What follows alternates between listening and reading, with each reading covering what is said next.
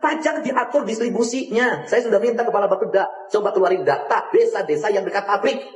Kenapa? 2026 akan menjadi prioritas kerja gubernur. Kenapa? Gak mau saya. Di pabrik itu bayar pajak tiap tahun triliunan, ratusan miliar. Tapi desa tempat pabrik itu tidak ada air bersih. Rakyatnya miskin, tidak sekolah, rumahnya kumuh.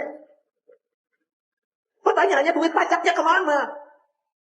Kan harus balik. Ke siapa? Ke tempat dia berada. Makanya saya setuju. Cuman para pengusaha juga, perusahaan juga begitu kelakuannya. Giliran pula susah itu penuh. Giliran ada yang demo saya harus hadepin. Pencemaran lingkungan kita harus jagain. Infrastruktur saya harus bangunin. Giliran pajak, bayar pajaknya di tempat lain. Kan nggak benar juga. Bapak punya perusahaan yang besar di Jawa Barat. Buang limbahnya di sini, pencemaran udaranya di sini, pencemaran airnya di sini, ngambil air bawah tanahnya di sini, tiap hari lewatin infrastruktur di sini.